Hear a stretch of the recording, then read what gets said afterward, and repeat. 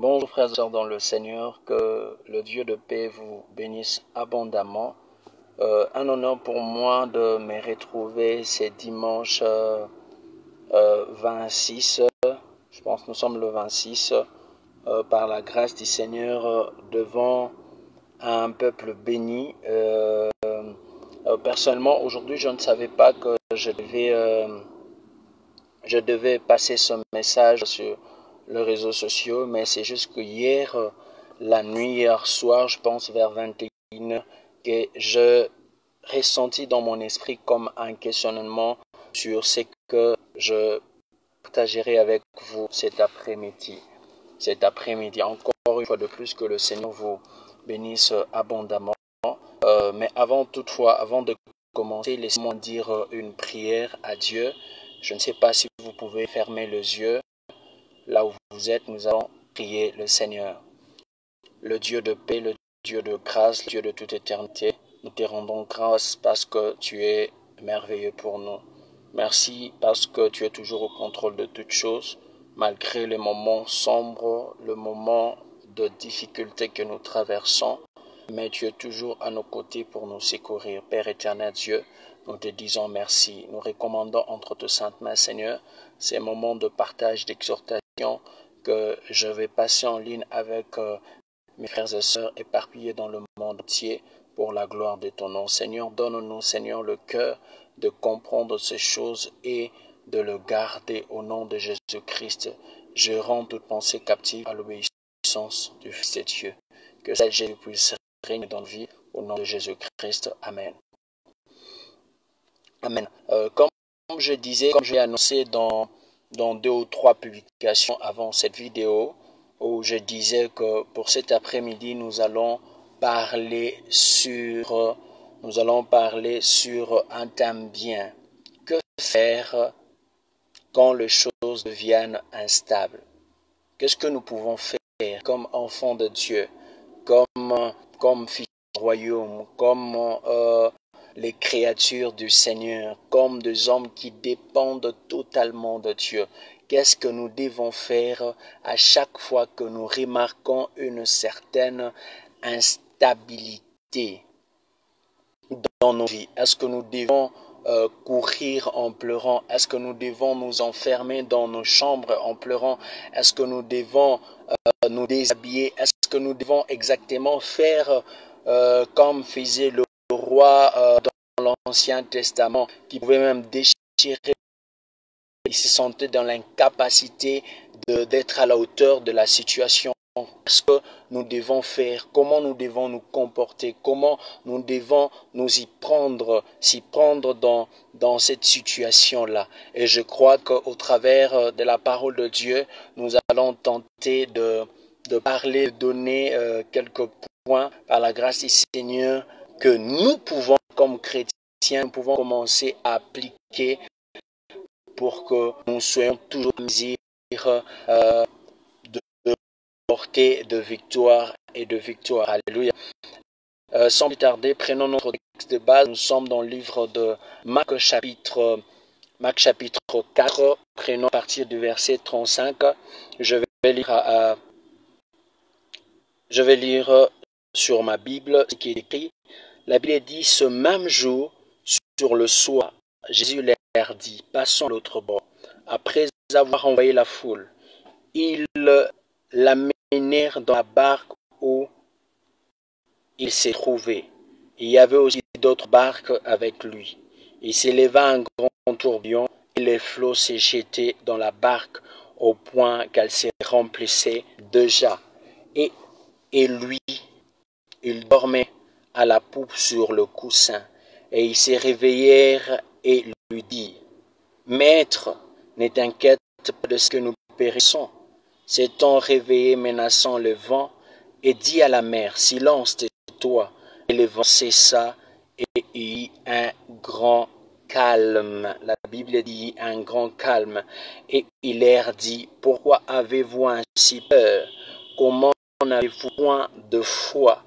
Et ils furent saisis d'une grande frayeur, et ils se dirent les uns aux autres: quel est donc celui-ci à qui obéissent même le vent et la mer.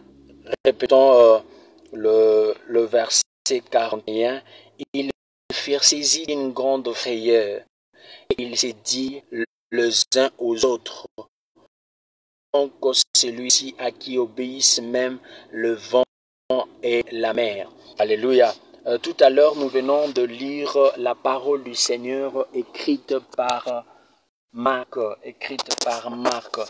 Certainement, nous savons très bien que dans le Nouveau Testament, il y a au moins 3 livres dans les évangiles, comme certains les appellent dans les évangiles, où il y a des histoires qui sont répétées. Donc, répétées, il y a la même histoire, vous pouvez trouver dans le livre de Matthieu, la même histoire dans le livre de Marc, la même histoire dans le livre de Luc.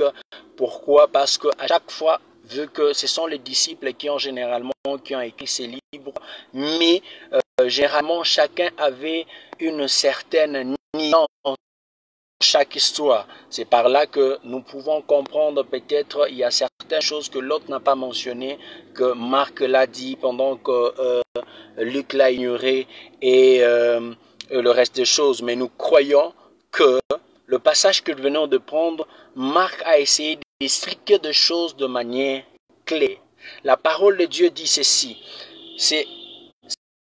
Certainement, c'était après avoir prêché, parce que nous savons très bien que notre Seigneur Jésus-Christ, c'était un homme de foule. Il marchait à tout moment et chaque jour, il avait comme activité d'annoncer la parole de Christ, de prêcher. Et c'est temps de prêcher et prêcher encore. Il pouvait, la parole de Dieu rencontre même que le Seigneur Jésus s'est levé très tôt pour prier, et juste après la prière, le Seigneur se mettait à prêcher jusqu'à tard, voire même tard la nuit. Et c'était pareil pour ce jour-là. Marc dit que le Seigneur, après avoir prêché, c'est ce jour-là, après avoir prêché vers le soir, qu'il ordonna à ses disciples, cette fois-là, de passer à l'autre bord. Il dit, passons à l'autre bord. Donc, ça sous-entend que Jésus, ce jour-là, il prêchait de l'autre côté, à l'autre rive, sur l'autre rive. Jésus prêchait la parole de Dieu. Mais vers le soir, Jésus ordonna à ses disciples de passer à l'autre bord. Il dit, il ne serait plus important pour nous de rester. C'est déjà le soir. Nous devons rentrer de l'autre côté, peut-être pour se reposer, peut-être pour trouver à manger. Mais j'aime la nuance, j'aime ce qui a capté plus ma pensée. Jésus dit, passons à l'autre bord. J'allais plus m'étonner si le Seigneur demandait aux disciples de passer seuls, sans lui. Mais au verset 35, il dit, passons à l'autre bord. Donc pour leur rassurer que quand vous serez en train de traverser, vous ne serez pas seuls, mais vous serez accompagnés de moi. Pour leur dire que quand vous serez en train de passer par ces moments de difficulté, quand vous serez en train de traverser cette grande mer, rassurez-vous que vous ne serez pas seul, vous serez avec moi. Donc en soi, c'était une manière où le Seigneur donnait de l'assurance à ses disciples. Alléluia. C'est pourquoi je suis venu dire à quelqu'un qu'à chaque fois que le Seigneur te donne l'ordre, n'aie pas peur. Pourquoi? Parce que lui-même prendra le soin de marcher avec toi. Généralement, aujourd'hui, certaines personnes hésitent d'obéir à la voix de Dieu, hésitent d'obéir à la parole du Seigneur, en pensant que le Seigneur, après que le Seigneur leur a donné l'ordre, les abandonnerait. Non. Notre Dieu n'est pas un Dieu comme ça. Notre Dieu n'agit pas de cette manière-là. Notre Dieu est un Dieu, quand il agit, quand il donne l'ordre, il prend le soin de nous accompagner. Nous n'avons pas un Dieu qui nous donne l'ordre, il te demande, Isaac fait telle chose pour moi, et lui-même s'est mis à côté. Non. Nous avons un Dieu quand il dit, Isaac fait telle chose, moi-même je serai avec toi. C'est pourquoi vous allez voir le Seigneur, quand il appelle Josué, il dit, Josué, fils, nous prends courage, lève-toi, conduis ce peuple vers le pays que je lui ai promis. Moi-même, je serai avec toi. Il dit, je serai avec toi comme j'ai été avec Moïse. Nous devons nous rassurer qu'à chaque fois que le Seigneur nous donne l'ordre, à chaque Seigneur nous demande de faire quelque chose pour lui, pour son compte, rassure-nous que le Seigneur sera toujours avec nous. C'est pourquoi ce matin, cet après-midi, je suis venu dire à quelqu'un, et que même si tu as l'impression que le Seigneur t'a abandonné, mais cet après-midi, je suis venu te rappeler que le Seigneur ne t'abandonnera jamais. Même quand tu penses rester calme, même quand tu penses que le Seigneur n'agit plus, même quand tu penses que le Seigneur n'est plus à tes côtés pour t'accompagner, rassure-toi qu'il est toujours avec toi, parce que c'est lui qui t'a donné cet ordre-là et il prendra soin de marcher toujours avec toi. Alléluia. Il dit, passe à l'autre bord. Mais j'aime une chose et qu'il a dit, quand le Seigneur a donné l'ordre au verset 36, la Bible dit, après avoir envoyé la foule, c'est alors que le Seigneur a pris la barque, ensemble avec les disciples. Mais la Bible rend compte qu'il y avait d'autres barques avec lui. Donc, quand le Seigneur donnait l'ordre à ses disciples de passer à l'autre bord, il n'y avait pas seulement le Seigneur lui seul, non. Il n'y avait pas seulement Jacques avec lui, non. Mais il y avait aussi d'autres barques avec le Seigneur. D'autres barques avec le Seigneur. Mais retenons la pensée de ce qui est mentionné dans le verset 36, qu'il y avait d'autres barques avec le Seigneur. Certainement, nous allons revenir. Avançons d'abord avec notre exhortation, mais nous allons revenir sur le verset 36. Au verset 37, la Bible dit, « Il s'élevait un grand tourbillon, et les flots s'y jetaient dans la barque. » La Bible dit que le Seigneur était là, mais il s'élevait un grand tourbillon. Luc ne parle pas de tourbillon, mais Luc parle d'une grande tempête. Il dit, il s'éleva une tempête qui commença à remplir même la barque. Certainement les disciples pouvaient poser la question, comment est-ce que le Seigneur nous a demandé de passer à l'autre bord, mais la tempête s'élève? Est-ce que cela est-il justifiable? Comment est-ce que lui qui prétend être Dieu donne l'ordre et après cela les choses commencent à se compliquer? Certainement, Pierre pouvait se poser la question, comment est-ce que le sauveur de l'humanité, comment est-ce que le Seigneur de gloire, comment est-ce que le roi venu dans la chair, comment est-ce que le Dieu invisible dans la chair donne l'ordre et il y a une créature qui lève pour se mettre en opposition? Non, frères et sœurs, cela ne veut pas dire que quand le Seigneur donne l'ordre sur quelque chose dans votre vie, que les choses marcheront avec beaucoup plus de facilité. Ce n'est pas ça. La vie chrétienne n'est pas seulement une vie où nous vivons seulement de bonnes choses. Non. La vie chrétienne en soi, c'est une école. C'est un moment où le Seigneur nous prépare pour aller quelque part. Parce que nous devons savoir une chose, est que nous sommes appelés de quitter ce monde et d'aller vers la nouvelle cité, le Jérusalem céleste. Alléluia. Et je crois que pendant cette traversée, il y a des choses que nous sommes appelés à vivre, à traverser par des moments de difficulté. C'est ce qui est arrivé réellement avec la vie des disciples. Jésus leur donne l'ordre, il dit, passons à l'autre bord.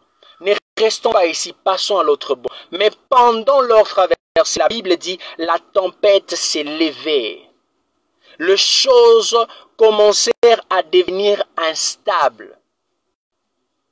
Ça peut arriver que il y a un certain temps, dans le temps passé, quand tu vivais avec le Seigneur, il y avait certaines choses qui étaient dans une certaine instabilité. Mais ça fait un certain temps que les choses ont commencé à se dégrader, où tu ne sais plus qu'est-ce que tu peux faire, où tu ne sais plus comment avancer, où tu ne sais plus qu'est-ce que je peux faire dans cette situation. Mais rassure-moi, laisse-moi te dire que le Seigneur de gloire est à tes côtés. Même si les choses compliquent, mais rassure-toi que celui qui est à tes côtés trouvera fait que dans le temps passé, tu vivrais dans le calme. Il n'y avait pas de soucis, il n'y avait pas de problème. Tu avais une santé stable, tu avais un travail stable, tu avais tes études qui évoluaient en stabilité. Mais ça fait un certain temps où tout à coup les choses ont bougé. Tout à coup où les choses ne marchent plus comme auparavant. Mais laissez-moi vous dire que le Seigneur est au contrôle de toutes choses. Dans l'instabilité des choses, ne perdons pas courage, ne perdons. Comme je disais, quand les choses commencent à mal tourner, ne perdons pas confiance, ne perdons pas patience, mais restons concentrés devant le Seigneur. Restons concentrés, parce que ça c'est fait que la chose puisse commencer normalement, calmement, paisiblement, mais après un temps que les choses se dégradent, devenir instables. Quand même les choses deviendront instables dans votre vie, ne perdez pas espoir. Pourquoi je vous demande de ne pas perdre espoir? Parce que celui qui vous a donné l'ordre est avec vous. Amen. Est avec vous. Comme je disais, vous allez comprendre que la connexion nous dérange un peu, mais par la grâce du Seigneur, nous allons toujours commencer par continuer dans cette même allure-là. Lisons le verset 38. La Bible dit, et lui, il dormait à la poupe sur le coussin. Ils le réveillèrent et lui dirent, Maître, ne t'inquiète pas de ce que nous périssons. La Bible montre que quand les choses ont compliqué, quand l'eau a commencé à remplir la barque où ils étaient, les disciples ont fait quelque chose. Les disciples ont fait quelque chose. Ils sont rentrés vers le Maître. Ils sont rentrés vers la source. Ils sont rentrés vers celui qui les a donné l'ordre de passer à l'autre côté. La seule question que je suis venu te poser cet après-midi. Quand les choses compliquent dans votre vie, quand les choses deviennent instables, qu'est-ce que tu as l'habitude de faire? Vers le Maître qui t'a donné l'ordre? Est-ce que tu rentres vers celui qui t'a créé? Est-ce que tu rentres vers le Seigneur de gloire? Est-ce que tu rentres vers celui qui ordonne toutes choses? Ou bien tu te contentes à pleurer? La solution n'est pas de pleurer. Parce que si vous pleurez, il n'y a rien qui va changer.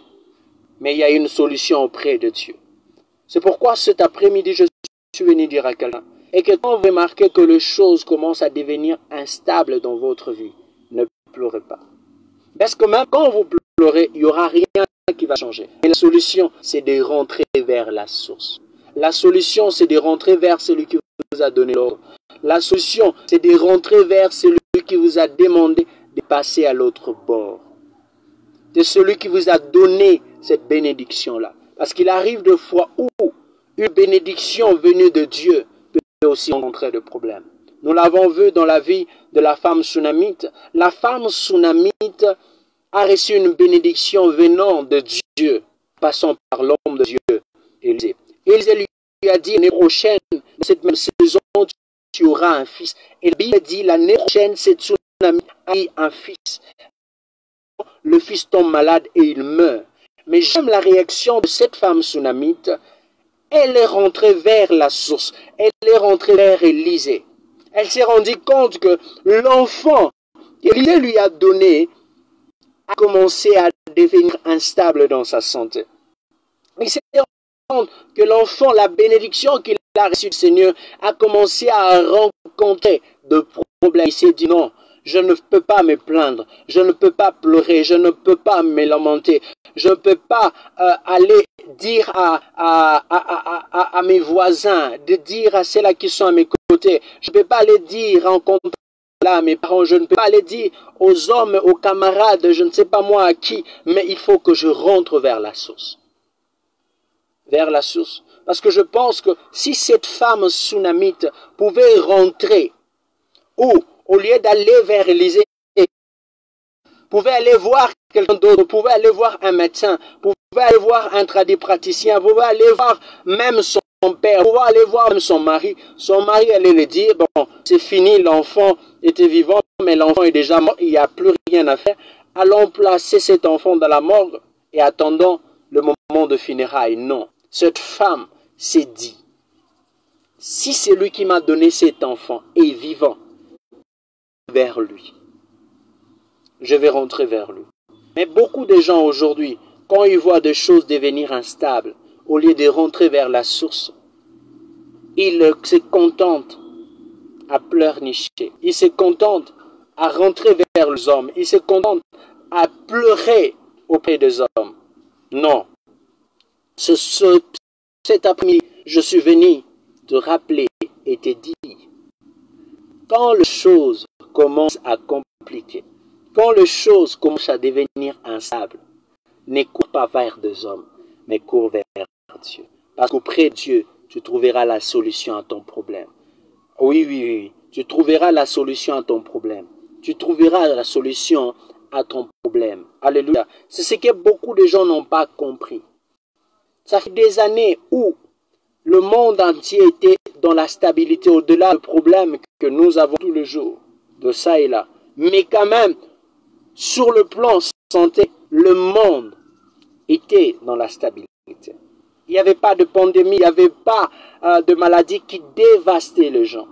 Mais aujourd'hui, regardons-nous, aujourd'hui, le coronavirus s'est infiltré dans la vie de tout homme, dans la vie de tout le peuple.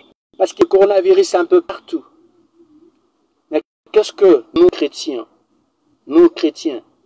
faisons à ces moments-ci? Est-ce que nous sommes en train de pleurnicher? Est-ce que nous sommes en train de dire que le Seigneur nous a abandonnés? Est-ce que nous sommes en train de crier, de recourir vers la science, de recourir vers la médecine, de recourir vers le scientifique? Ou bien nous sommes en train de faire pour lui dire, mais regardez le monde, l'univers que tu nous as donné, rien ne marche. Regarde aujourd'hui des milliers de gens qui meurent. Frères et sœurs, ouvrons les yeux et comprenons que c'est temps de rentrer vers le Seigneur.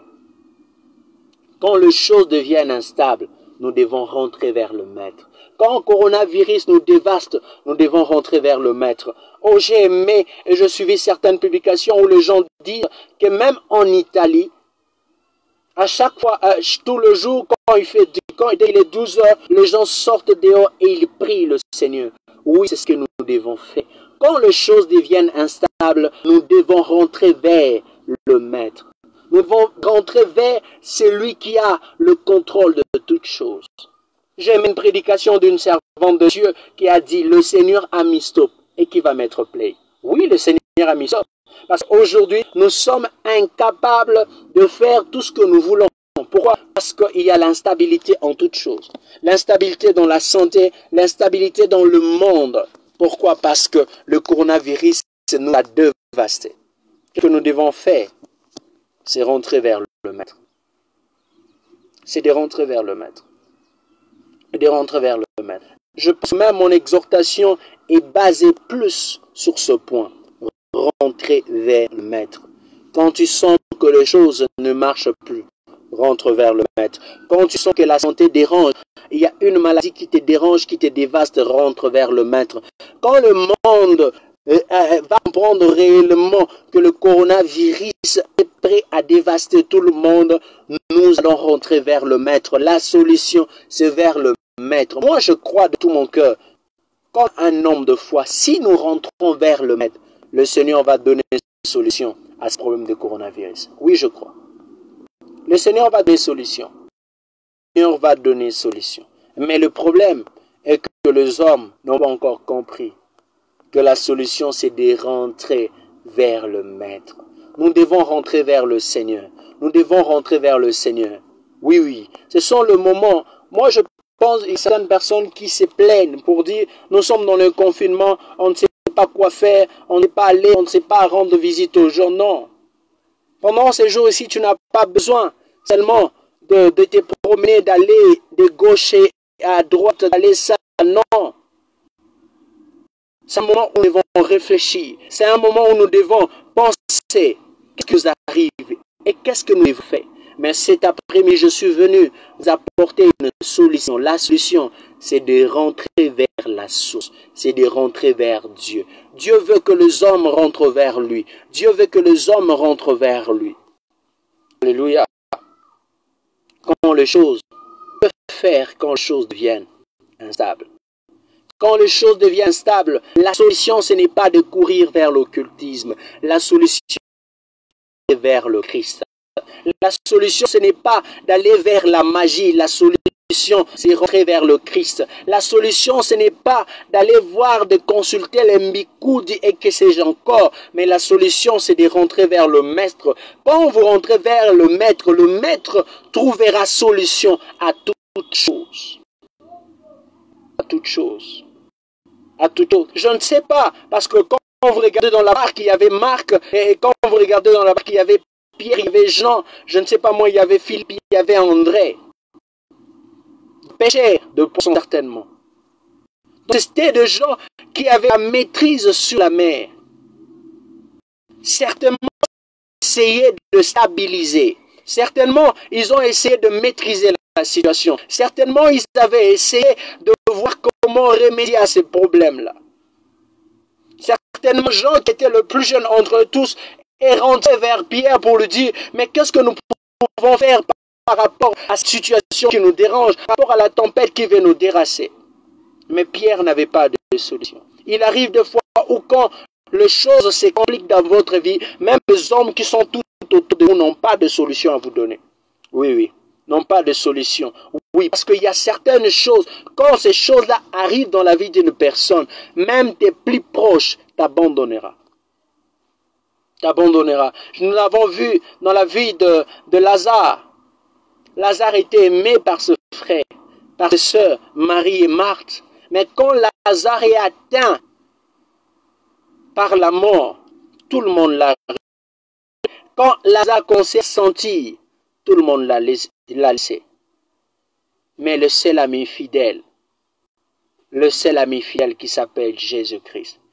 Jésus-Christ est l'ami qui ne t'abandonnera jamais. Mais même quand tout le monde t'abandonnera comme Lazare, le Dieu du ciel ne t'abandonnera jamais. Même quand Marie a abandonné Lazare dans le sépulcre, même quand Marc a laissé Lazare dans le sépulcre, mais son ami Jésus est allé le rencontrer là.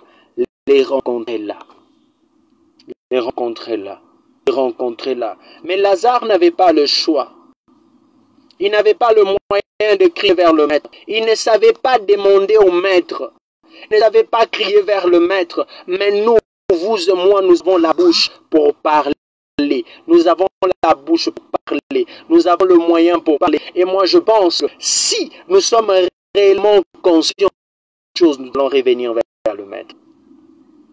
Ça fait un certain temps. Votre mariage est devenu instable. La solution, rentre vers le Maître. Rentre vers celui qui t'a donné ce mari-là.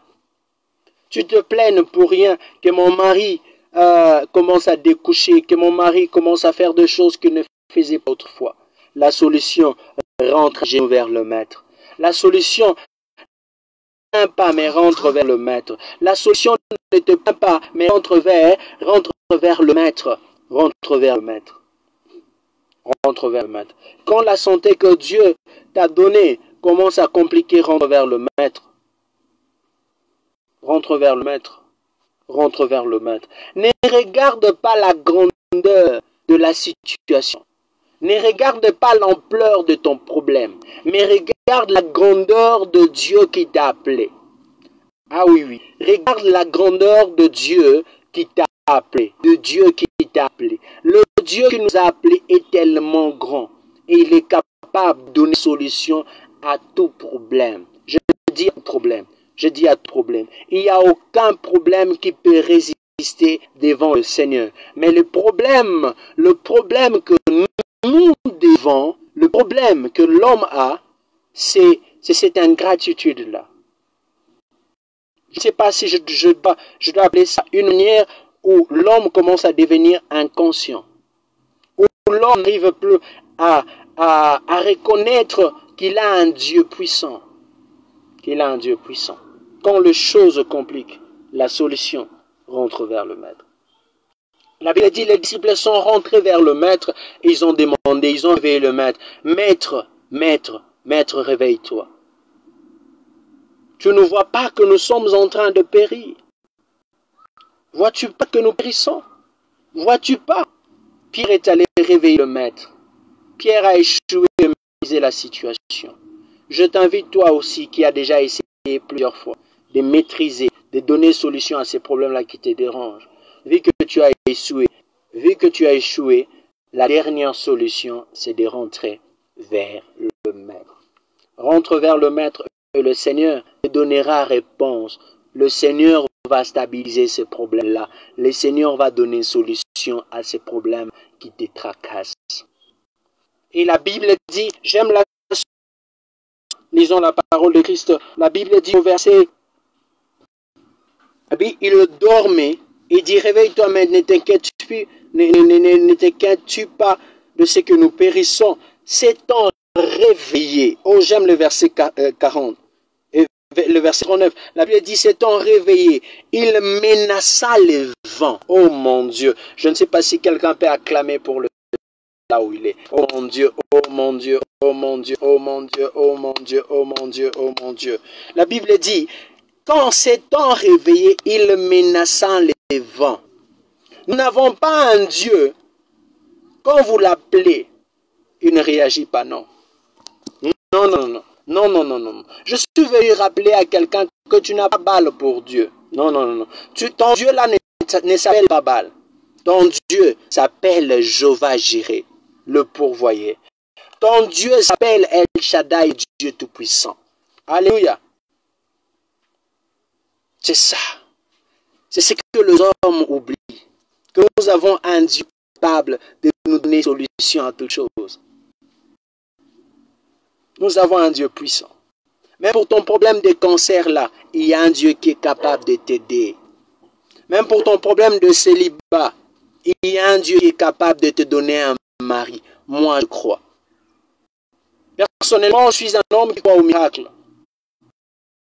Je crois au miracle. Je crois au miracle. Je crois que si tu rentres vers le Maître, le Seigneur te donnera la solution. Même quand tu te plains que ton mari, que ton fiancé n'a pas de moyens pour venir t'honorer, laissez-moi te dire, la solution de ton problème se trouve auprès de Dieu. Même quand tu te plains que personnellement, là, présentement, tu n'as pas de fiancé, mais laissez-moi te dire que la solution à ton problème se trouve auprès de Dieu. Même quand tu te dis, aujourd'hui, j'ai déjà fini les études, mais je n'ai pas toujours un boulot, mais rassure-toi que la solution de ton problème se trouve auprès de Dieu. Se trouve auprès de Dieu. Parce que tout ce que tu cherches est dans la bouche de Dieu. Oui, dans la bouche de Dieu. Au commencement, la terre avait besoin de la lumière, mais la lumière était était dans la bouche de Dieu. Parce que la Bible dit la terre était couverte par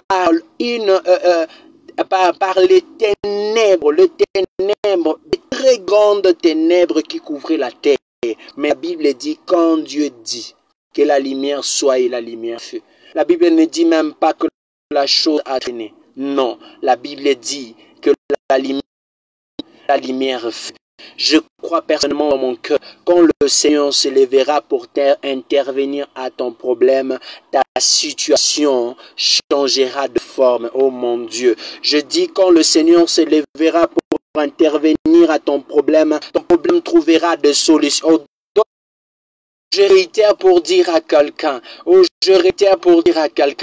quand le Dieu du ciel prendra le dessus, quand le Dieu du ciel s'élèvera pour intervenir à ton problème, quelle que soit la grandeur de ta situation, quel que soit le problème, les difficultés par lesquelles tu traverses, mais assure-toi que le Dieu du ciel se trouvera maître, parce que le Dieu du ciel va dominer. Oh mon Dieu, de la même manière que Dieu, au commencement, a donné solution au problème qui dérangeait la terre, qui était les ténèbres. Je prie que le Dieu du ciel donne la solution à ton problème. Le Dieu du ciel donne solution à ton problème. Ne te lamente plus, invoque le Seigneur. Ne te lamente plus, mais rentre vers le Maître. Ne te lamente plus, mais crie vers Dieu. Crie vers Dieu. Sois comme la femme sunamite. Rentre vers Élisée. C'est Élisée qui a donné cet enfant-là. Rentre vers Élisée. C'est Élisée qui t'a donné cet enfant-là. Ça ne sert à rien d'aller pleurer aux pieds des hommes. Ils n'ont n'auront pas certainement pas de solution à te donner. Mais ta solution, la solution à ton problème se trouve entre les mains du Maître.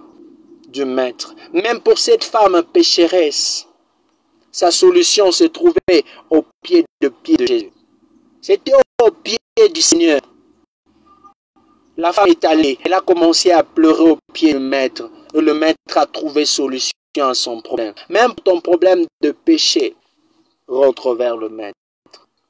Le péché, c'est quoi? Même quand il arrive des fois où il y a des hommes, je sais que parmi vous, parmi les gens qui me suivent, il y a des gens qui sont accros à certains péchés, qui ne savent pas laisser. La masturbation, l'ivrognerie, la cupidité, la débauche, toutes ces choses-là, la fornication. Ils n'arrivent pas à abandonner cela. Laisse-moi te dire, la solution se trouve auprès de Dieu.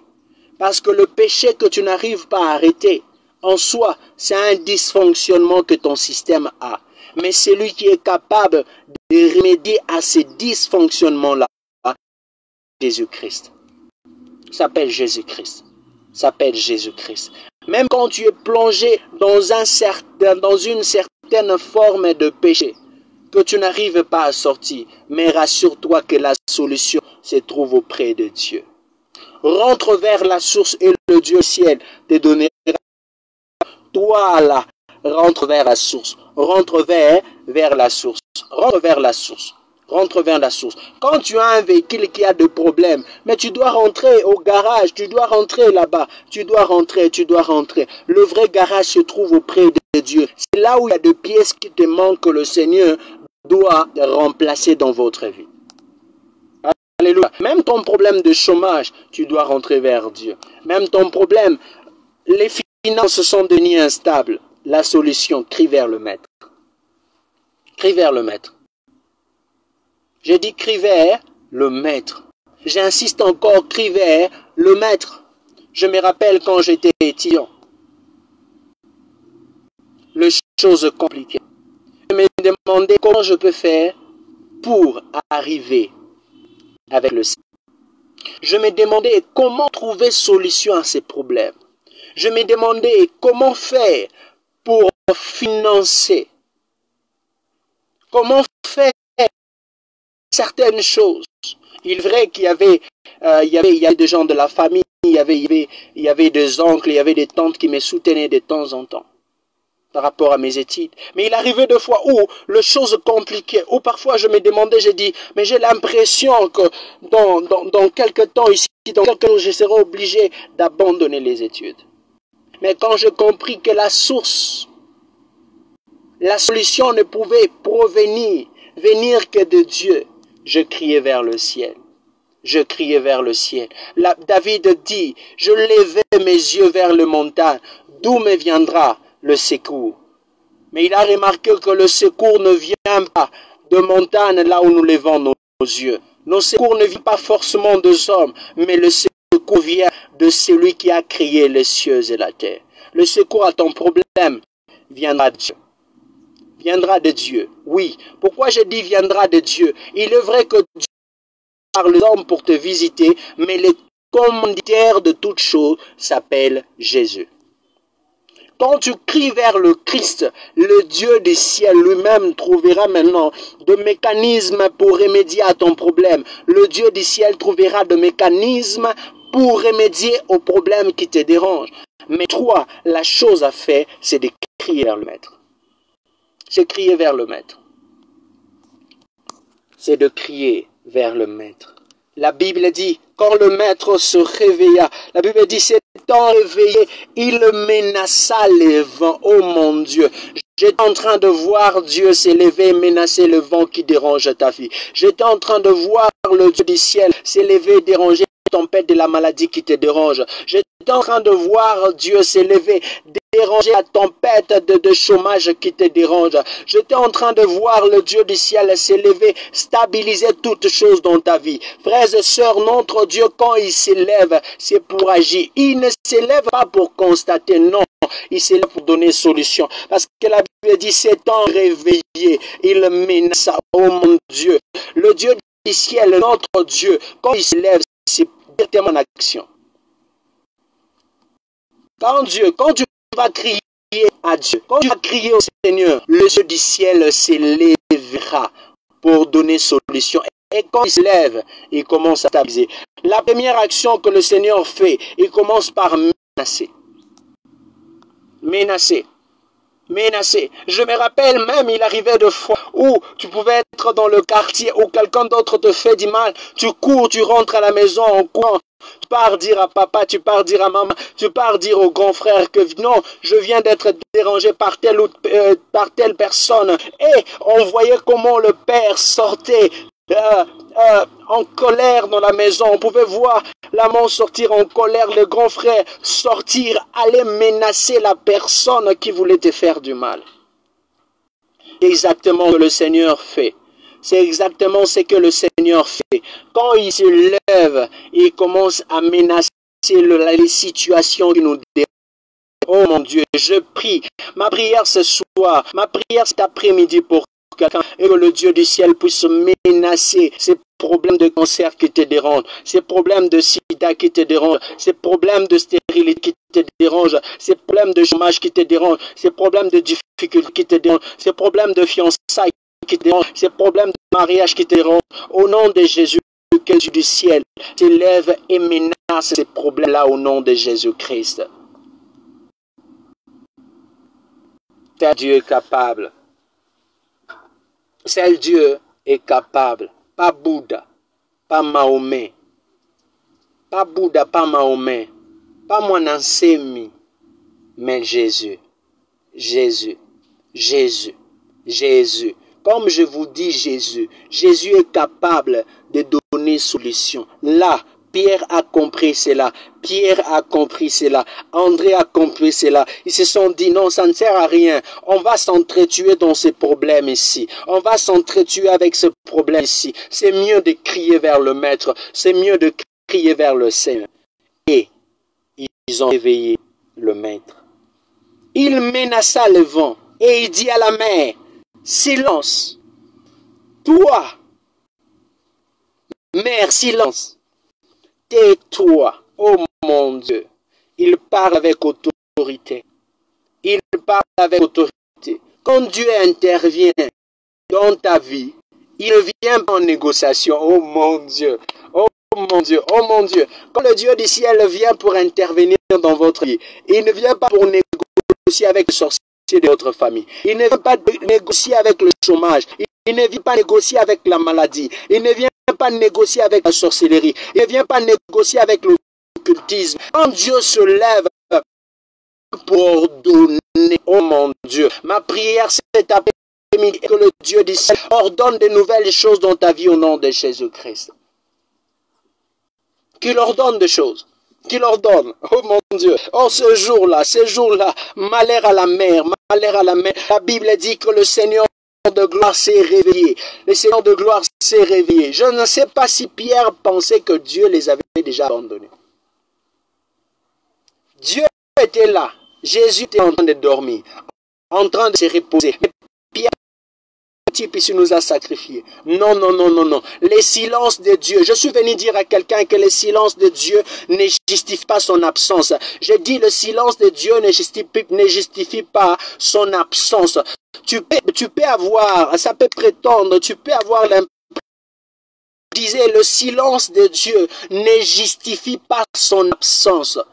Tu peux avoir l'impression que Dieu n'est pas là avec toi. Tu peux avoir l'impression que Dieu ne t'accompagne pas, que Dieu n'est pas pour toi, que Dieu ne t'accompagne pas. Mais laisse-moi te dire, ne baisse pas le bras. Le Seigneur de gloire est avec toi. Le silence de Dieu ne justifie pas son absence. Il arrive des fois où Dieu reste calme pour voir deux choses en nous. La foi que nous avons. La foi.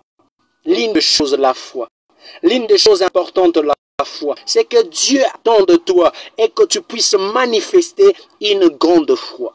Parce que la Bible dit, quand Jésus s'est dit, Jésus leur dit, mais pourquoi vous avez peur, homme de peu de foi? Où est votre foi? Luc dans sa version lui dit, où est votre foi?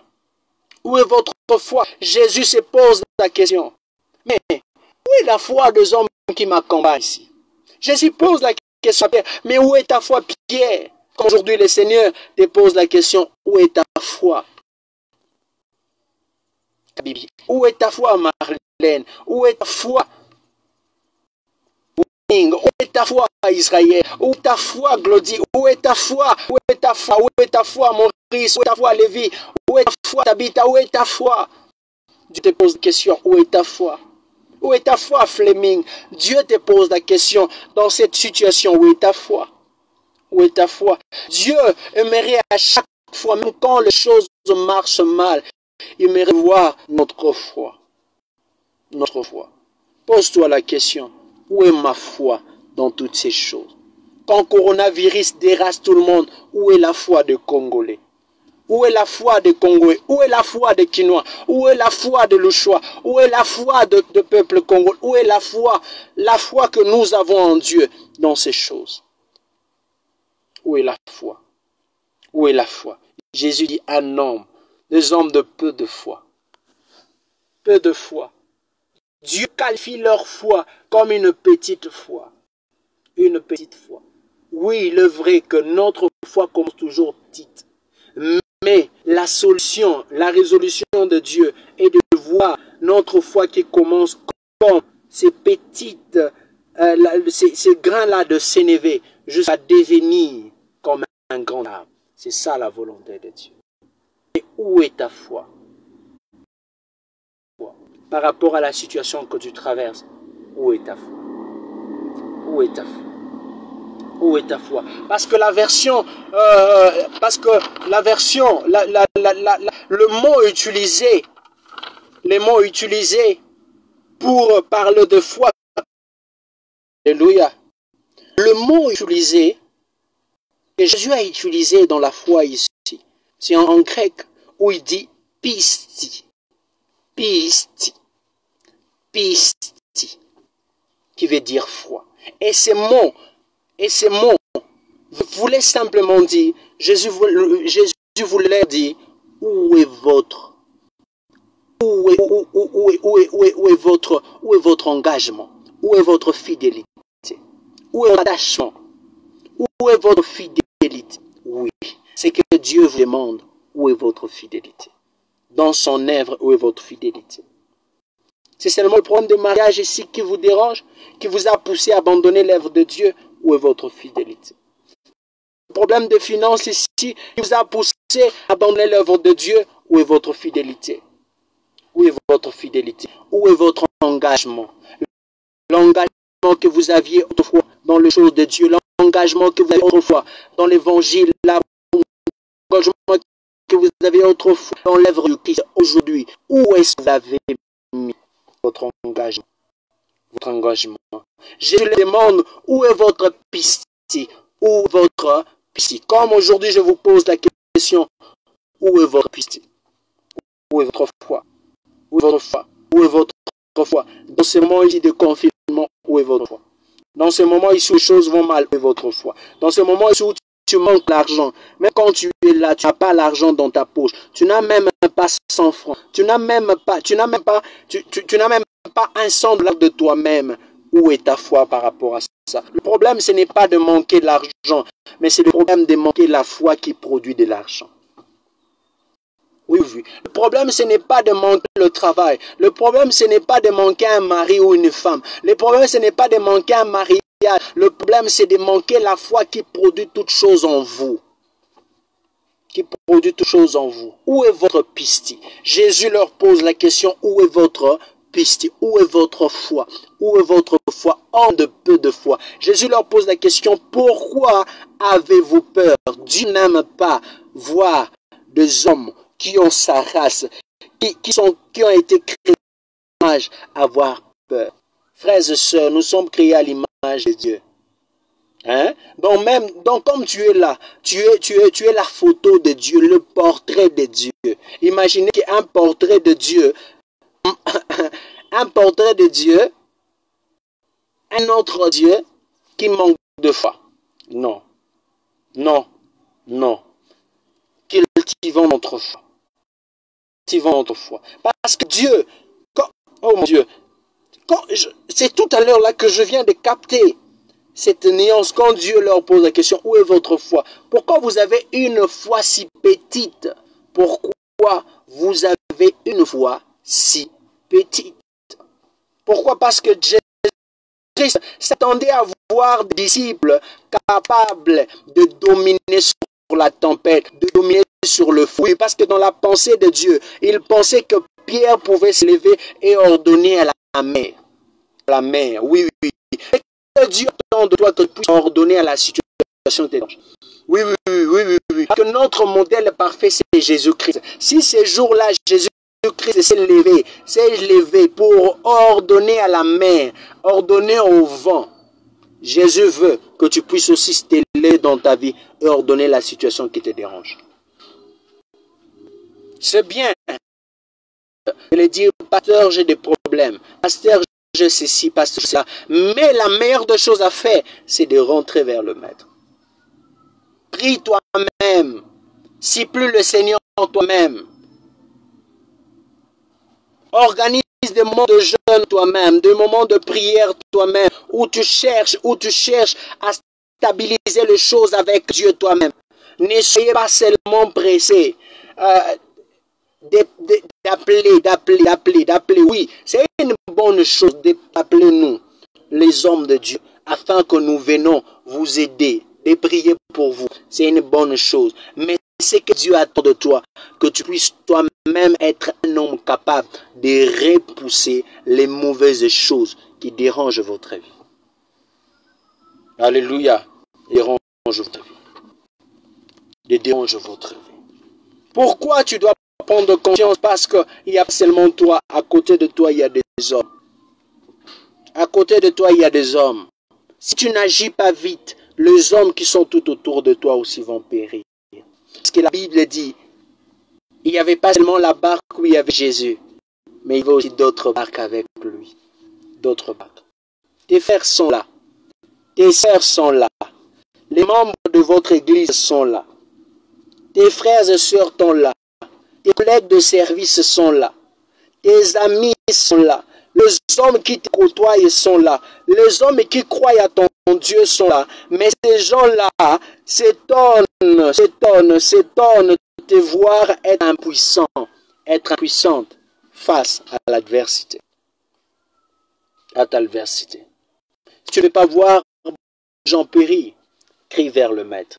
Si tu ne veux pas voir la maladie emporter tout le monde, crie vers le Maître. C'est possible que coronavirus ici, de la même manière ça a commencé, et jusqu'à ce que ça terminera, de voir aucun membre de ta famille être infecté par ce virus.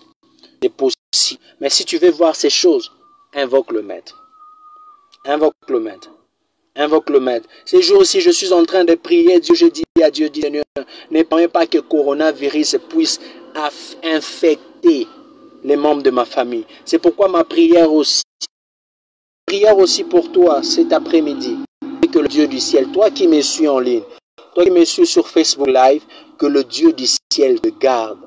Hein? Même quand tout autour de toi, il y aura des gens infectés par le coronavirus, mais pas que Dieu te protège. Oui, oui, que Dieu te protège. Et je prie pour ma famille, partout là où vous êtes, que mon Dieu vous protège au nom de Jésus. Je prie pour mon église, partout là où vous êtes, que mon Dieu vous protège. Je prie pour tous ceux-là qui croient à mon onction, tous ceux-là qui croient que je suis un homme envoyé par Dieu. Je suis un homme appelé par Dieu. Je prie pour tous les membres de la grande famille, vivre sa destinée sur WhatsApp. Que le Dieu du ciel nous protège des coronavirus et que le monde et que ce virus-là ne puisse pas vous voir. Je prie pour le membre des FID, le membre de femmes des intimes de Dieu, sur WhatsApp, sur Facebook, que le Seigneur de grâce vous protège et que vous ne soyez pas infectés par cette maladie. Je prie même pour le gens de la famille éternelle, l'évangile éternel sur WhatsApp, que le Dieu du ciel vous protège. Que le Dieu du ciel vous protège. Je crois. Je crois. Un homme de foi, c'est un homme, quand il voit les choses compliquées, il s'élève au-dessus de ces problèmes-là et il parle. C'est que Dieu attend de toi. Ce que Dieu attend de toi est que tu ne puisses pas te lamenter pour dire je ne comprends pas, ma vie est détruite, ma vie ceci, ma vie cela. Non, Dieu veut que tu puisses crier vers lui. Dieu veut que tu puisses faire des choses pour lui. Dieu veut que tu puisses avancer avec lui. C'est ce que Dieu veut. C'est ce que Dieu veut. Ce que Dieu veut. Ce que Dieu veut. Je sais qu'il y a beaucoup de gens qui me suivent à ces moments. C'est pourquoi le Seigneur vous envoie ce message. Le message ne vous concerne pas seulement vous, mais moi-même. Moi-même, je vais l'appliquer, mais j'aimerais aussi vous puissiez aussi l'appliquer. Jésus leur dit, puis il leur dit, pourquoi avez-vous peur, ainsi peur? Comment n'avez-vous point de foi? Dieu s'étonne, pourquoi tu n'as pas de foi? Non, ne soyons pas des hommes qui n'ont pas de foi, soyons des hommes de foi. Pas des hommes fous, des hommes de foi. Des hommes de foi. Un homme de foi, c'est un homme équilibré. Un homme équilibré, c'est celui-là, un homme de foi. Oui, oui, oui. Un homme de foi. Quand on sait que le coronavirus est ici, quand on sait que le coronavirus est au Congo, le coronavirus est à Kinshasa, à Lubumbashi, un homme de foi, c'est un homme équilibré. Il prie Dieu, il prie le Seigneur, il demande à Dieu de protéger sa famille, mais par prévention, il prend aussi le masque qu'il met. Alléluia. Soyons des hommes équilibrés. Soyons des hommes équilibrés parce que Dieu peut nous sauver d'une manière ou d'une autre. Il peut te donner la sagesse de faire telle chose, afin que tu sois épargné. Alléluia. Alléluia. Ne dis pas seulement que j'ai la foi, j'ai Jésus-Christ et on te dit que sur ce poignet-là, il y a le virus, tu vas toucher. Non, tu auras la maladie, frère. Là, tu n'as pas été un homme prudent. La Bible nous recommande d'être humble comme la colombe, mais d'être prudent comme les serpents. Alléluia. Alléluia. Soyons des hommes de foi, mais des hommes équilibrés. Des hommes équilibrés. D'une part, nous prions et nous demandons à Dieu de nous épargner des coronavirus. De notre part, quand tu vas au centre-ville, porte le cache-nez afin que le Dieu du ciel te garde aussi. Alléluia. Parce que tu as beaucoup de choses que tu dois faire avec le Seigneur. Alléluia. C'est ça la volonté de Dieu. C'est ça la volonté de Dieu. Verset 41, la Bible dit, ils furent saisis d'une grande frayeur et ils se dirent les uns aux autres, quel est donc celui-ci? Oh mon Dieu, oh mon Dieu, oh mon Dieu. Donc les disciples marchaient avec Jésus, mais ils ne savaient pas jusqu'à où leur Dieu était capable de les délivrer. Ce verset m'a scandalisé, frères et sœurs. Le verset 41 de Marc 4 m'a scandalisé. Les disciples, ils se posent la question, qui est celui-ci? Donc, et eux-mêmes, ils ne savaient pas que Jésus est capable de remédier à ces problèmes-là. Non, frères et sœurs, croyons que le Dieu à qui nous avons cru est capable de nous donner solution à nos problèmes, de remédier à nos problèmes, de donner solution à nos problèmes, de changer la situation de nos vies. De la même manière qu'il a changé la situation des Zacharie et d'Élisabeth, qui change aussi ta situation. De la même manière qu'il a changé la situation d'Abraham, qui change aussi ta situation. Alléluia. Quand les choses deviennent instables, ce que nous devons faire, c'est de rentrer vers le Maître